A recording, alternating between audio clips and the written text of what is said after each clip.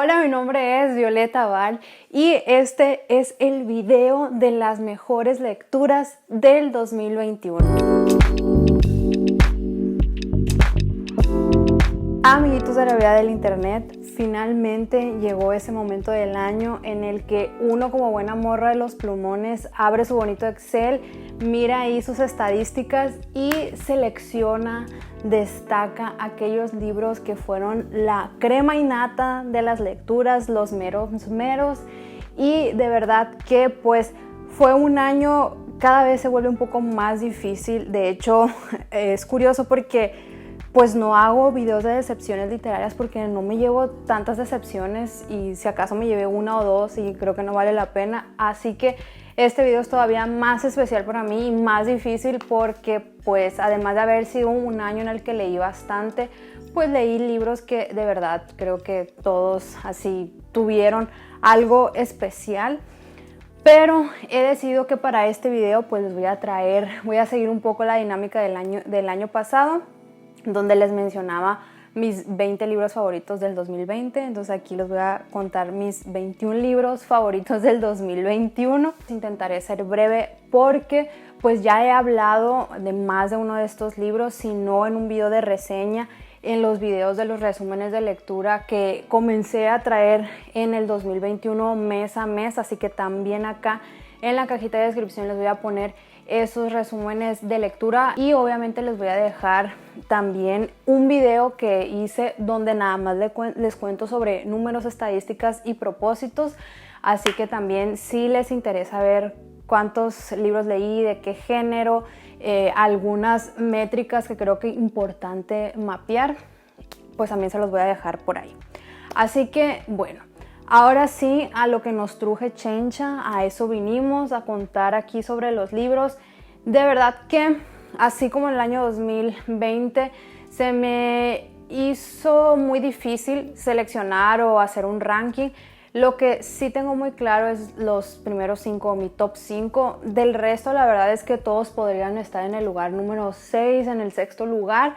Así que voy a empezar a hablarle sobre los libros, en todo caso, de ensayo. Creo que es un género bastante predominante en mis lecturas. Después les voy a contar de los libros de poesía y ya después me voy a ir a contarles de las novelas o las autobiografías. Cuando me vaya acercando pues al top 5 ya haré hincapié en esos libros que de verdad me atraparon. Para abrir esta lista, el primer libro que quería comentar, compartirles, y siguiendo la tradición del video del 2020 de mis mejores lecturas, pues les voy a hablar de Piensa de nuevo, Think Again, de Adam Grant. Adam Grant es un psicólogo organizacional. La premisa de esta obra es básicamente prepararnos o abrir un poco más nuestra mente y aceptar la idea de que pues hay personas que piensan o totalmente opuestos a nosotros, y de alguna manera no parte de este presupuesto de tenemos que evangelizar o tenemos que educar a la gente, sino dar un paso hacia atrás e intentar entender el origen de las ideas, de los pensamientos de la gente, incluso nuestras propias ideas, y poco a poco, a base de preguntas, a base de cuestionamientos, intentar desmantelar la lógica que en algún momento nos hace pues parecer tan y completamente distintos a ciertas personas. Otro de los libros que de verdad me explotó la cabeza cada vez que yo leía una página fue Manifiesto sobre la diversidad lingüística, de Yasnaya Elena Aguilar Gil, y de verdad qué librazo. Este libro, afortunadamente, tengo una reseña de él donde ahí les cuento pues más sobre él, sobre lo que me pareció muy interesante. Pero este libro es una recopilación de artículos o ensayos que a lo largo de 10 años Yasnaya ha publicado, principalmente en un medio llamado Este País, que abordan las cuestiones que giran en torno a el hecho de hablar una lengua indígena, que en el caso de Yasnaya es el mije. Es un libro demasiado esclarecedor en muchos aspectos. no nada más tiene que ver con un lenguaje, porque al final de cuentas el lenguaje atraviesa demasiadas cosas, y algo que de verdad es demasiado bueno de este libro es que a pesar de que hay por detrás de todos estos ensayos un conocimiento y una investigación y años de educación, de estudio, de preparación y de vivencia de Yasnaya, creo que lo hace con un lenguaje y con un abordaje demasiado accesible para cualquier persona. Por segundo año consecutivo, en 2021 leí a Rossano Castellanos. Ya en 2020, en esta iniciativa que tengo de manera demasiado madura y no tan fija, espero que este año sí poderla hacer un poquito más elaborada, que es en septiembre leer literatura escrita por autoras o autores mexicanos. Y desde 2020 leí Baluncanam de Rosario Castellanos, y este año decidí que quería volver a leerla, pero ahora quería conocer sus ensayos. Ya había tenido la oportunidad de leer su poesía, así que dije, bueno, vamos a ver aquí a Chayito Castellanos con sus ensayos. Así que me fui por este libro llamado Mujer que sabe latín, que es una recopilación de ensayos que hablan sobre el papel de la mujer en la sociedad mexicana, y también Rosario Castellanos aprovecha para escribir, para reflexionar sobre el trabajo de otras escritoras, no solamente latinoamericanas, sino de otras latitudes. Algo que me sorprendió muchísimo fue encontrar en Rosario Castellanos cierto humor y cierto sarcasmo al abordar las cuestiones que tienen que ver con, principalmente, con esta visión pues machista en la que opera la sociedad mexicana y la que históricamente ha operado. Hay ensayos deslumbrantes donde Rosario Castellanos reflexiona sobre la indumentaria de la mujer, sobre cómo históricamente también esto ha sido una herramienta para limitar el movimiento físico y también relacionado al movimiento de ideas. Y a mí también me sorprendió que Rosario Castellanos pues tenía ahí en su mapa de lectoras a bastantes autoras, muchas de ellas para mí desconocidas, y a partir de eso pues también aumentó mi lista de lecturas. Otra de mis mejores lecturas del 2021 fue también la recopilación de discursos, ensayos, entrevistas, llamado Por un feminismo afro-latinoamericano, de Lelia González. Si algo tengo en mis propósitos de lectura para este 2022 es leerme alguno de los libros de Angela Davis. ¿Y por qué estoy mencionando a Angela Davis? Porque en una de las últimas visitas de Angela a Brasil, recuerdo que en una de las entrevistas que vi, a ella le preguntaban sobre algunas cuestiones muy específicas, obviamente sobre feminismo, principalmente el papel de las mujeres negras en la construcción pues de un feminismo más interseccional.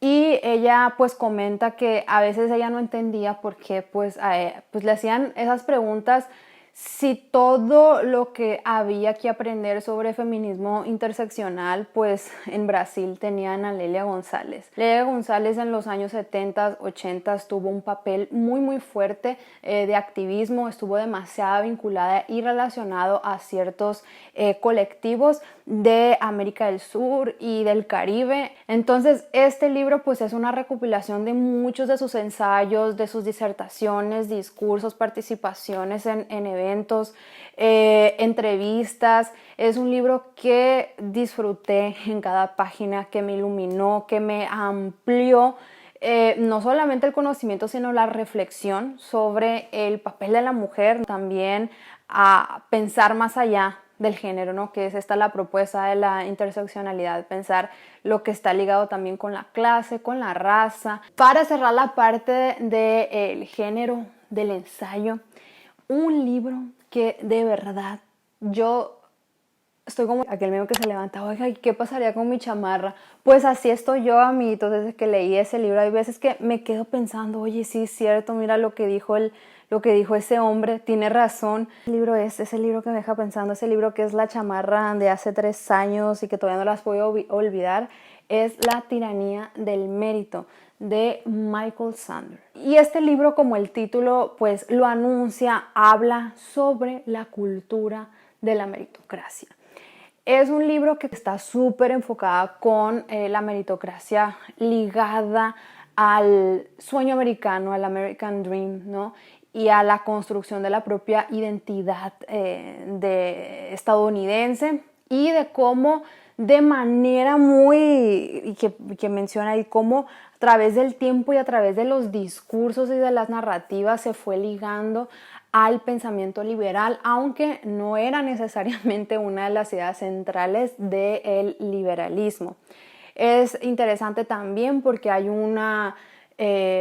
toda una reflexión muy actual sobre reflexionar por qué una persona como Donald Trump pudo ganar la presidencia, pero también hay un pase un poco histórico que va desde esa formación, ¿no? De cómo esta meritocracia o este sentimiento también sale a partir de las ideas religiosas, principalmente de las ideas protestantes. Sí me salí con ideas que creo que yo sola no hubiera podido verlas, y principalmente incluso cuestionar como esta utopía de la meritocracia. En mi cabeza, yo creo que antes de leer este libro era, pues, en un mundo ideal, pues estuviera padre que la meritocracia existiese. O sea, tú te esfuerzas, trabajas y obtienes lo que deberías obtener por tu esfuerzo.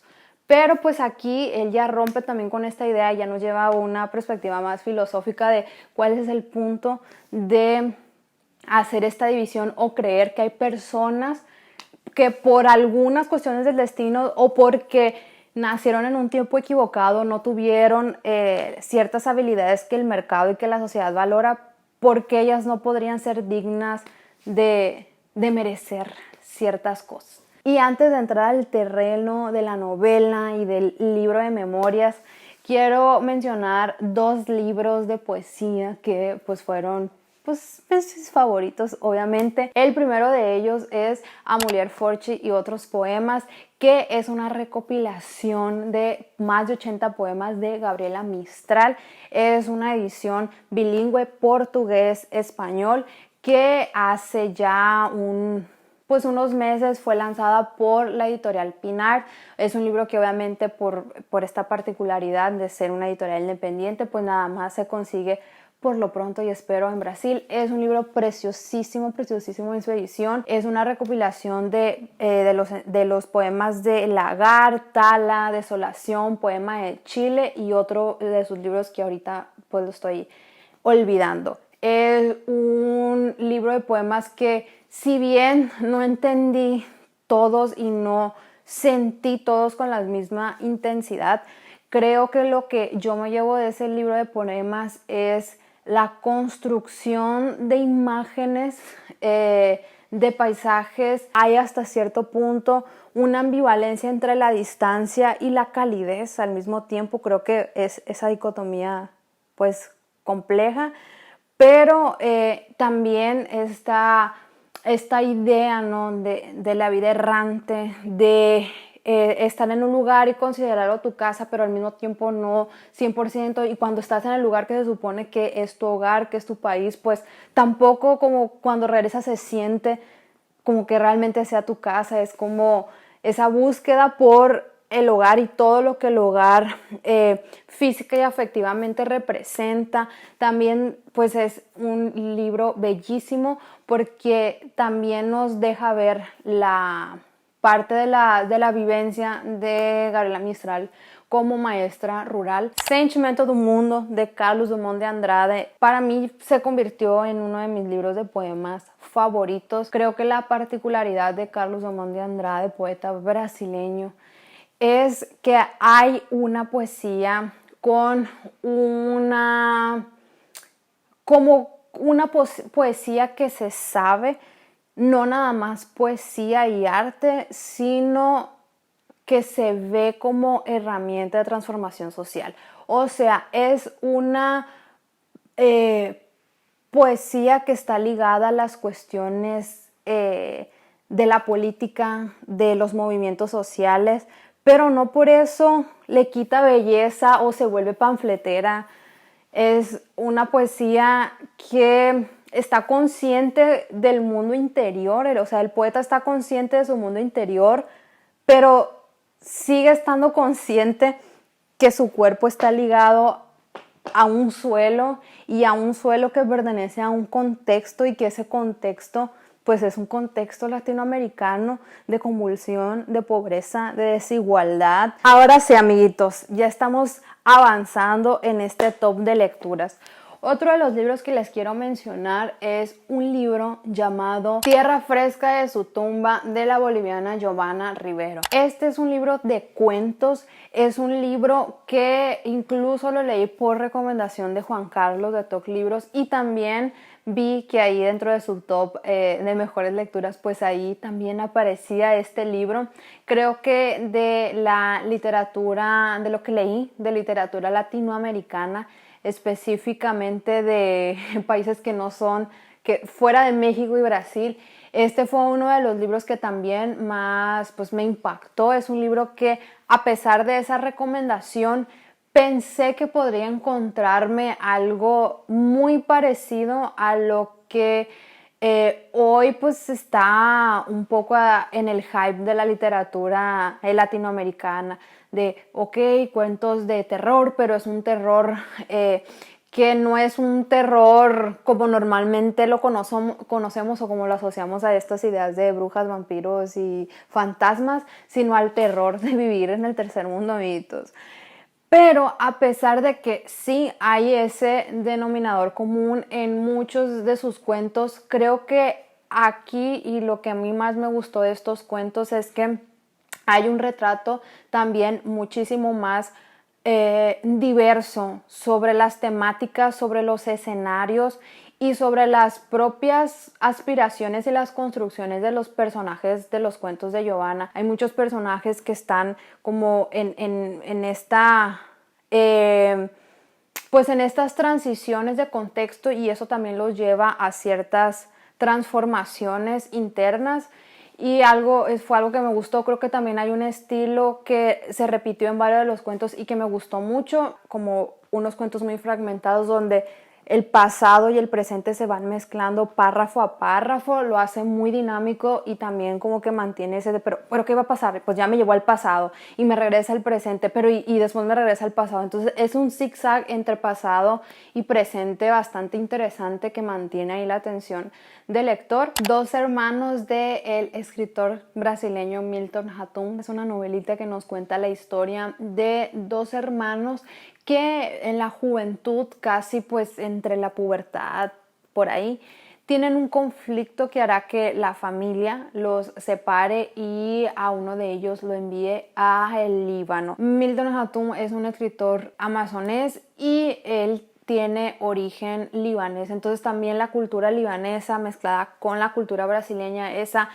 experiencia de migración y de vivir como inmerso en dos culturas, es algo elemental en este libro. Sin embargo, más allá de este contexto o de esta particularidad, creo que lo más relevante es que es un libro que nos habla sobre las difíciles relaciones familiares. Creo que ese es el tema principal de lo complejo que se vuelven en algún punto estas relaciones cuando hay una incompatibilidad o cuando han sucedido eventos que parecen irremediables, que han dado la vuelta y girado el rumbo de toda una familia, como la propia familia, los propios integrantes toman caminos completamente distintos y opuestos, y estos choques constantes entre personalidades, deseos, angustias, traumas. Y el narrador de esta novela, creo que uno siempre, y creo que es una de las cosas más interesantes, hay cierto misterio y uno tarda para entender el papel que ese narrador cumple dentro de esa dinámica familiar. Yo sé que ustedes se están preguntando en qué momento esta mujer va a mencionar a Toni Morrison.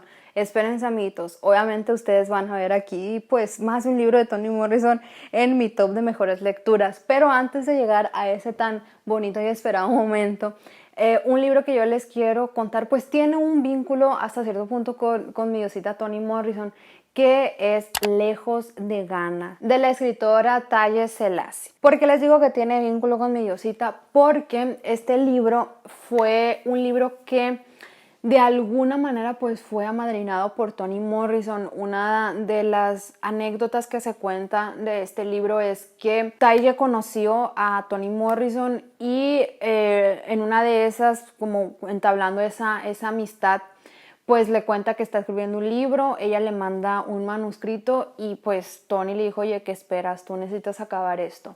Entonces de alguna manera pues ahí mi diosita le dijo, mira mi niña, tú sigue escribiendo que yo ya te di la bendición. Nos cuentan la historia de una familia de origen ganés y nigeriano que emigran a Estados Unidos. Y dentro pues de esta familia que está conformada por mamá, papá y 3 hijos, pues básicamente al inicio gira en torno a la figura paterna, de cómo este hombre, tanto con la esposa, son de alguna manera pues dentro de su contexto hasta cierto punto privilegiados por tener acceso a la educación. Y uno de los motivos por el cual ellos deciden emigrar es para que él pues construya su carrera como médico. Entonces obviamente nos va a hablar de esta cuestión, ¿no? O de la valorización de la educación y cómo principalmente después de los años 60 y 70, cierto grupo pues de migrantes africanos que llegaban a Estados Unidos tenían cierto nivel de privilegio, sobre todo aquellos que ingresaban a universidades o que ya llegaban casi listos para ejercer una función más cualificada. La historia va a transcurrir por muchos años y es una historia también un poco fragmentada, pero poco a poco la novela se va transformando y nos va sorprendiendo la vida y los caminos que cada una de esta familia toma, familia que en algún punto se desintegra y se desconecta totalmente. Y uno de los motivos obviamente de esta quiebra familiar es cómo su vida se tambalea a partir de que uno de los integrantes de la familia pierde un poco de ese prestigio. Otro libro que nos va a hablar sobre cuestiones familiares y específicamente sobre la maternidad, pero también sobre el ejercicio de la paternidad, va a ser Quédate conmigo, de la nigeriana Ayobami Adebayo. Este libro, que en portugués está traducido como Fique conmigo, es un libro que nos habla sobre un matrimonio joven, un matrimonio que se establece en los años 90, un matrimonio nigeriano de pues una tradición o de un origen yoruba, y de cómo estos dos jovenzuelos, esta chica y este chico, se conocen, deciden casarse, y desde el momento en que deciden casarse, ellos lo hacen totalmente consciente que ciertas prácticas de su cultura no van a ser seguidas. Una de ellas es el hecho de que el esposo tenga más esposas. Entonces ellos dejan de lado la poligamia para estructurar un matrimonio totalmente pues bajo esta concepción de la monogamia. Y el conflicto en esta pareja comienza a suceder cuando ella tiene dificultad para quedar embarazada. A partir de eso, en algún punto se vuelve una obsesión para ella, y en esta novela pues vamos a acompañar cómo ella va a lidiar con este hecho, cómo él va a lidiar también. Y en las últimas páginas, y creo que eso lo hace muy diferente, vemos la opinión de la voz de él y de lo que de alguna manera él interfiere para el desenlace de esta novela. No voy a destriparlo más porque creo que en el resumen de lecturas lo destripé y hice muchos spoilers. De hecho, un comentario me dijo que lo había destripado y la verdad a lo mejor es que sí. Entonces les dejo ahí esa breve hipnosis, pero de verdad es un libro que los va a enternecer, que, no sé, los va a dejar con el corazón calientito, pero a la vez te va a dar te va a arrastrar y después te va a abrazar. Es un libro que a lo mejor el único pero que yo le pongo es el final, porque sí terminó medio cursi. De Nigeria nos vamos hacia Camerún para hablar del libro La estación de las sombras de Leonora Miano. Es un libro que de manera también muy particular nos ficcionaliza un hecho o un relatorio de la UNESCO, un reportaje relatorio donde se hace o se muestra toda esta investigación de cómo ciertos pueblos, pues de lo que hoy conocemos o de lo que hoy hace parte de Camerún, desaparecieron totalmente a partir del tráfico de personas hacia el continente americano. Es una novela que nos va a contar exactamente pues cómo un pueblo, como el pueblo mulungo desaparece, y desde su abertura hay una visión muy particular también sobre la participación y la función de la mujer. Y es un libro que, como les conté también en resumen de lecturas, que lo voy a dejar por acá, me recordó y pude hacer ciertos paralelos con algunas cuestiones de principalmente en México, sobre el caso por ejemplo, de las rastreadoras, y cómo hay ese paralelo de las mujeres, las mulungo, que van y buscan a estos hombres que desaparecieron. Entonces ahí en toda esta novela se trabaja con ese misterio de cómo esos hombres pues desaparecieron de la noche a la mañana, y cómo en algún momento todo este pueblo desaparece de manera radical. Yo sé por qué canta el pájaro enjaulado, de Maya Angelou. Es la primera de las 7 autobiografías de esta pues poeta, productora, actriz, cantante, activista, etcétera, etcétera, etcétera. Y es un libro que también ya tiene una reseña aquí en el canal, que le voy a dejar por acá, en donde pues ella nos cuenta los primeros 16 años de vida, cómo ella tuvo que lidiar con ciertas circunstancias, adversidades, y es un libro que, a pesar, y ustedes dirán, y algo que menciono en la reseña, pues para qué leer una autobiografía si uno va en Wikipedia y va a encontrar ahí los puntos más relevantes de su historia. Pero de verdad es de una belleza narrativa, es de una belleza hasta cierto punto poética. Uno se encariña con personajes que pues son personas y que hacen parte de la historia afectiva de Maya Angelou.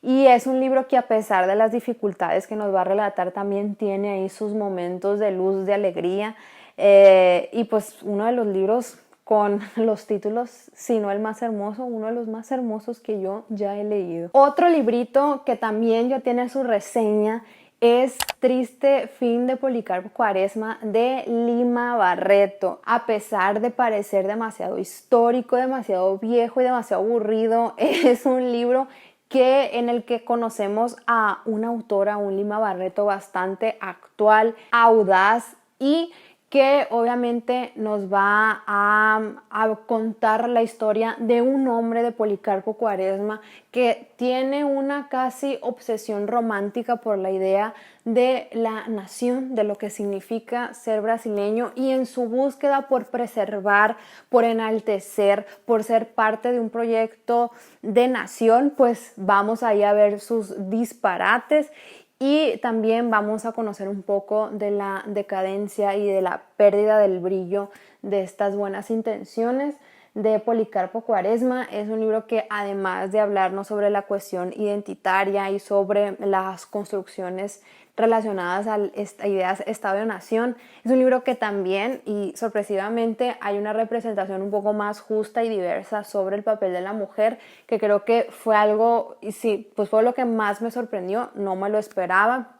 Y que para mí este libro ya se convierte en uno de mis libros de la literatura brasileña favoritos.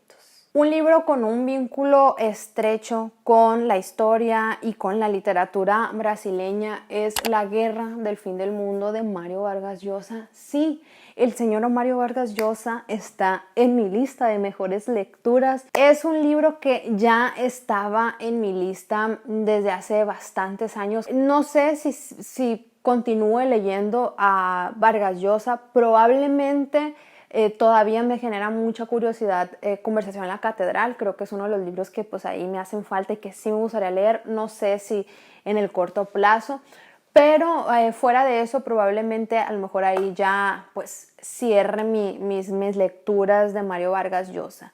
Es un libro que está inspirado no solamente en un suceso muy particular e importante dentro de la historia brasileña, que es la Guerra de Canudos, sino que también está inspirado en una crónica escrita por Euclides da Cunha sobre pues este evento pues histórico y bastante dramático y trágico en la historia brasileña.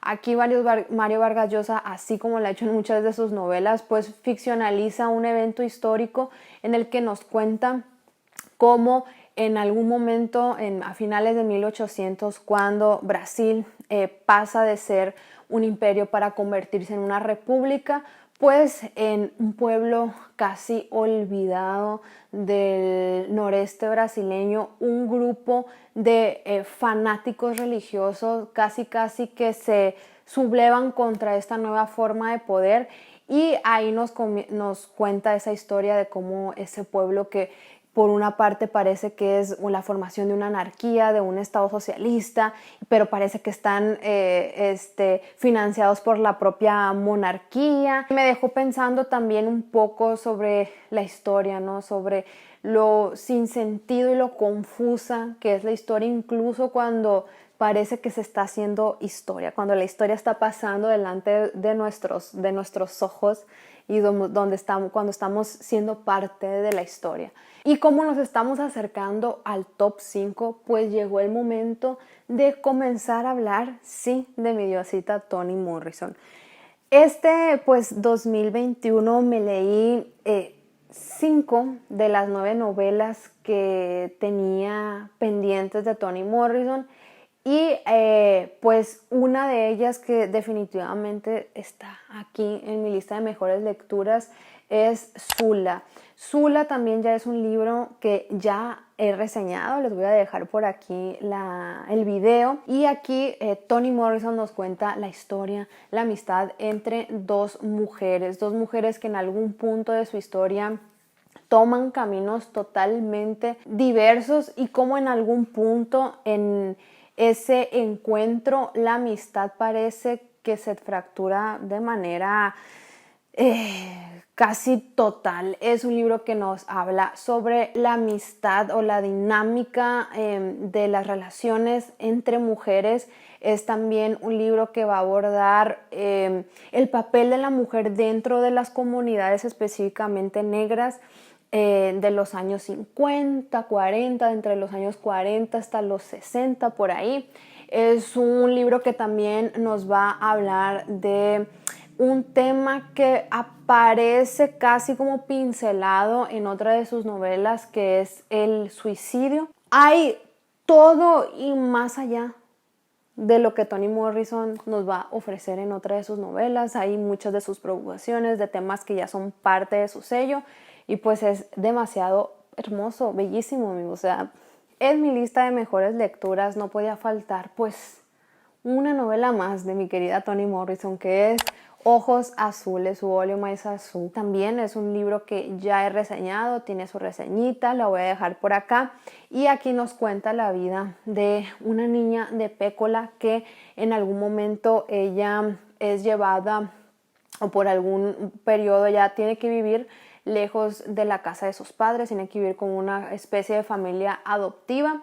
Y obviamente aquí ya Toni Morrison pues hace su declaración de intenciones. Ahí ya nos presenta cómo la cuestión racial va a ser un tema central para ella, pero también el papel o la importancia de la autoafirmación, de cómo todas estas cuestiones juegan para que nosotros construyamos nuestra propia identidad, cómo nuestra identidad se ve moldeada no nada más por una cuestión de contexto, sino también por las personas que están a nuestro alrededor y las propias historias que estas personas hacen de nosotros para construir esa imagen. Entrados en el top 5, ahora vamos con el cuarto lugar, que como les digo, a partir del quinto lugar para mí es muy claro esas posiciones.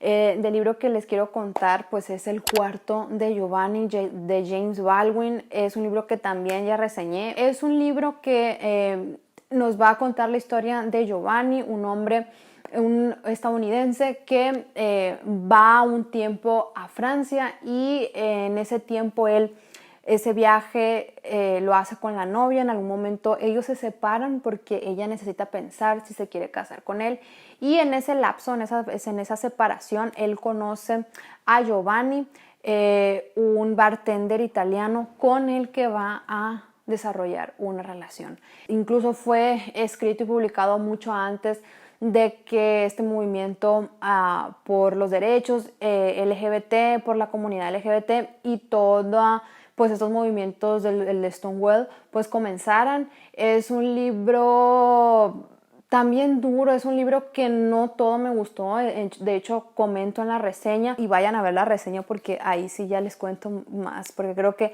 no nada más la cuestión o este tema, ¿no?, sobre la relación homoafectiva, pero sino hay otros temas que son también muy importantes y que también creo que enriquecen también pues la conversación alrededor de este libro. En el tercer lugar está otro libro que también ya tiene su reseña, y que fue una reseña que la hice al momento, amiguitos, en cuanto terminé de leer, porque yo estaba, miren, así, con la sangre caliente, con el hocico, mira, se me estaba quedando el hocico porque yo necesitaba hablar, amiguitos, y es Sueños en tiempos de guerra de Ngugi wa Thiong'o. Es el segundo libro de Ngugi wa Thiong'o. Curiosamente, en mi top del 2020 de mejores lecturas también Ngugi estuvo ahí, con Un grano de trigo, libro que también tiene su reseña aquí en el canal.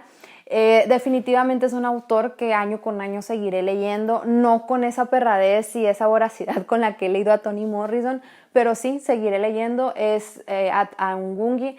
Este en particular es un libro donde él nos cuenta, es un libro de memorias, tiene 3, este es el primero, donde nos cuenta pues su infancia, su juventud y desde el momento que él deja su familia, su aldea, para irse a continuar o para continuar con sus estudios. Al igual que el libro de Maya Angelou, Yo sé por qué canta el pájaro enjaulado, pues es un libro que incluso comparte ciertos temas. En la reseña del libro de Maya comento eso, ciertos paralelos, incluso con la propia obra de Toni Morrison.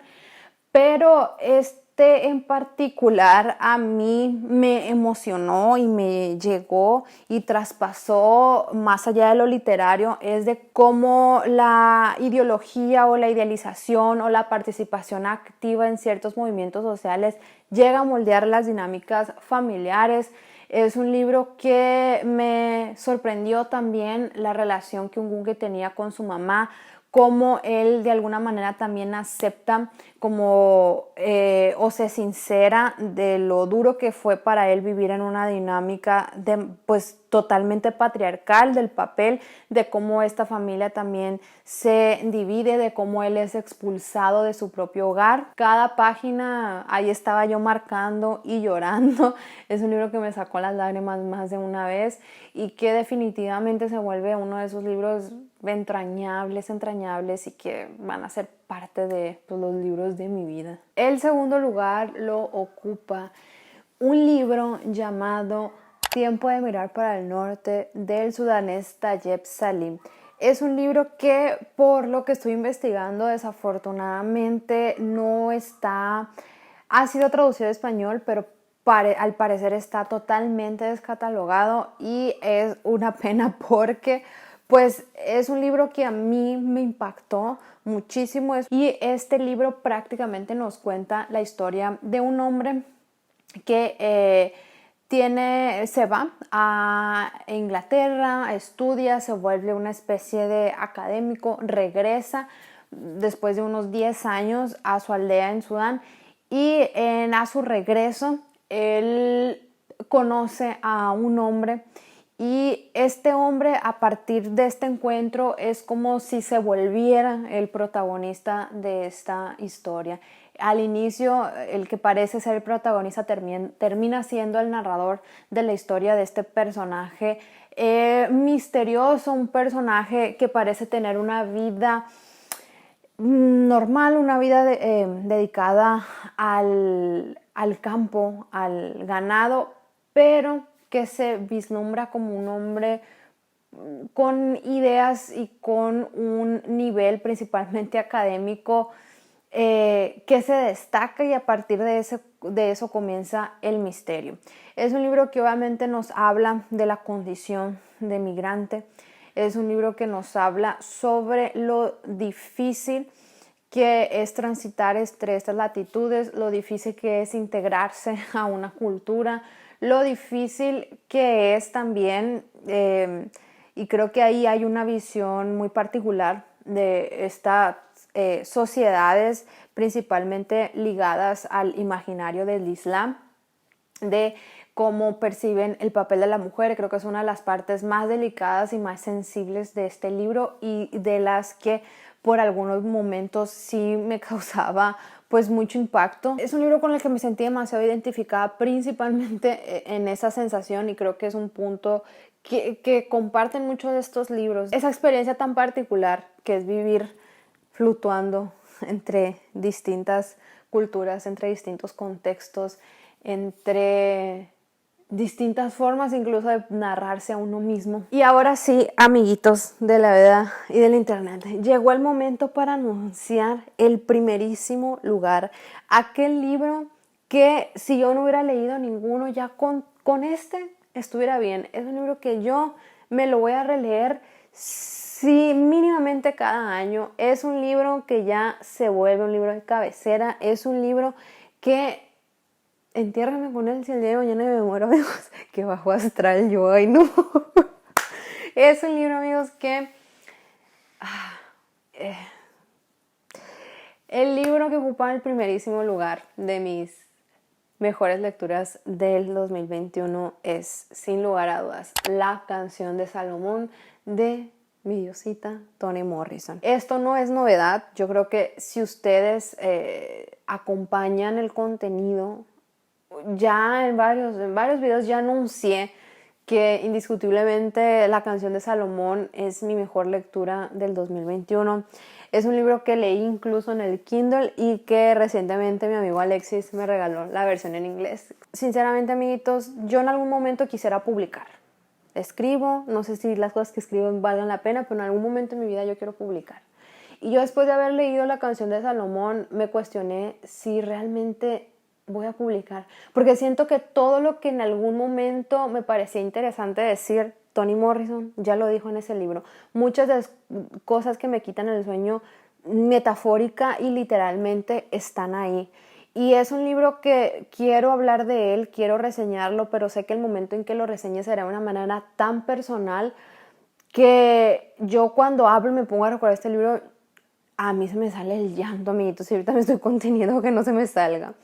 Es un libro que, no sé, me sigue moviendo demasiadas cosas. Yo voy a volver y de verdad voy a llorar. Es un libro que habla sobre la construcción de la identidad a partir de pues, esos lazos afectivos que hacemos con la figura paterna. Particularmente, yo creo que a diferencia de todas las novelas de Toni Morrison, aquí la figura y los personajes masculinos son... tienen un protagonismo como nunca lo han tenido en otra de sus novelas de Toni Morrison. Incluso también eso fue un propio desafío consciente de Toni Morrison, a la que siempre la estuvieron como pues criticando por todo, amiguitos, de que porque escribía pues, sobre personajes negros, que porque nomás escribía sobre mujeres, y dijo pues piensan que yo no puedo escribir personajes masculinos, pues ahí les va, y lo hizo. Es un libro que nos cuenta, y ahora sí voy a entrar un poquito en la historia, sobre una familia en los años 60, y a diferencia de muchos de todos los libros que he leído de Toni Morrison, aquí nos cuenta la perspectiva de una familia, pero en un contexto demasiado privilegiado. El tema principal obviamente es esa desconexión o ese racismo interiorizado de esta familia, y cómo el personaje, el hijo, Malcolm, va a tener un momento de intentar de buscar sus raíces, sus orígenes, y se va a meter a un viaje literal como metafórico en todos los sentidos. Este libro se construye a partir de una fábula muy presente en los relatos principalmente afrodiaspóricos, de esta idea de que una vez que las personas eran liberadas de la esclavitud, en algún momento ellas iban a liberarse de la esclavitud volando y regresando con sus alas a África. Es un libro que me hizo sentir menos sola en el mundo, y creo que por eso este libro indiscutiblemente está en mi primer lugar. Es un libro que me va a acompañar por el resto de mi vida. Es un libro que salí distinta de cómo entré después de leerlo. Es un libro que me ha transformado, es un libro que me ha, no sé, que ha hablado conmigo, ¿saben? Ha hablado con cosas de las que en ciertos puntos pensaba que nunca iba a poder entablar. Como les digo, es como si Toni Morrison se hubiera metido en algún momento hasta lo más profundo y hubiera conversado y hubiera, sí, Violeta, yo también pienso eso, pero mira, va a pasar esto, esto y esto. En fin, amiguitos. Bueno, amiguitos, eso fue todo por este video, de verdad. Les prometo que intenté ser breve y muy seguramente en su proceso de edición este video va a ser resumido a lo que más se pueda. De nueva cuenta les doy las muchísimas gracias, el muy bonito, muy obrigado por ver este video, por acompañarme durante pues probablemente más de un año con los videos, con las reseñas, con todo lo que he subido por acá. Espero que pues sea un año muy bonito en términos de lecturas. Me gustaría saber muchísimo cuáles fueron sus libros favoritos del año, y con base en los libros que les he comentado, ustedes tienen una recomendación para mí, pues yo estaré pues muy feliz. Yo ya tengo mi Excel, amiguitos. Todo lo que ustedes me recomiendan aquí lo pongo en un Excel, pongo el video de lo que recomendaron, quién me lo recomendó, porque definitivamente algo que me faltó comentar en mi video de propósitos es que quiero empezar a leer de manera más frecuente las cosas que me recomiendan. Así que por favor, déjenlo por acá abajo. Y de nuevo, muchísimas gracias por ver este video. Muy bonitas lecturas y nos seguiremos viendo en los próximos. Até mais.